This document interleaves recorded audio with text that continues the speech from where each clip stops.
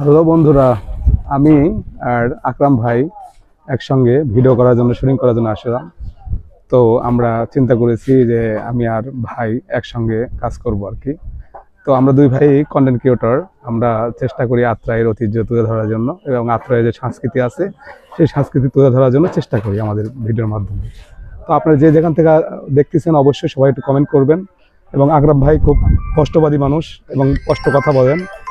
তো দেখেন আমরা আসছি এখানে যে ব্রিটিশরা যে কাজ করে গেছেন সেই কাজ দেখানোর জন্য আপনাদেরকে নিয়ে আসছি।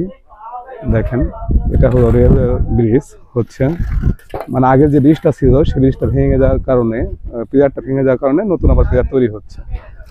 তো ব্রিটিশরা কত হার্ড করে কাজ করে গেছে হিসাব করেন, 100 বছর পার পেরিয়ে গেছে, 117 বছরের মতো।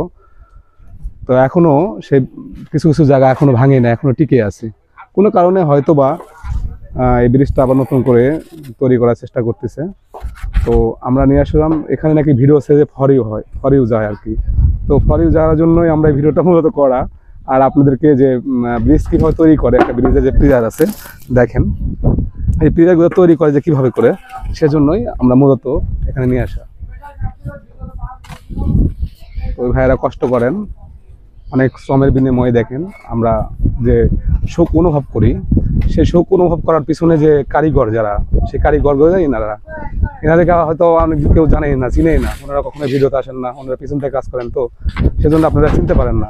কিন্তু আসলে আমরা যে সুখ, এই যে রেলওয়ে গাড়িতে আমরা যখন যাওয়া আসা করি, কত সুখে না বিভিন্ন জায়গায় পৌঁছে যাই, কিন্তু আসলে আমরা জানি না যে এই ব্রিজে বা এই ট্রেনে চড়ার পরে যে সুখটা অনুভব করতেছি, এর পিছনে কারিগর কারা।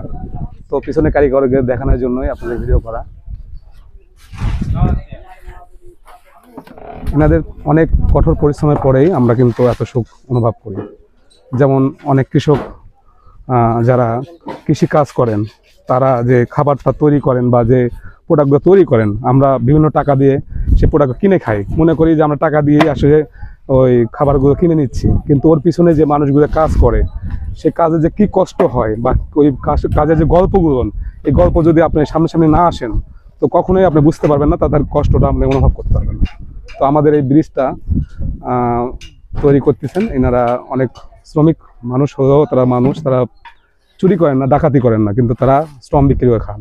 কিন্তু আমরা যে যে মানুষকে মূল্যায়ন করা ভুলে গেছি আসলে। এই মানে এত অত্যাধুনিক সময় এসেও আমরা মানুষকে মূল্যায়ন করা শিখিনি। মানুষকে সে আগের মতো করেই মানে চোখে, মানে আমাদের চোখের যে পর্দা, এই পর্দা এখন কাটে নেই।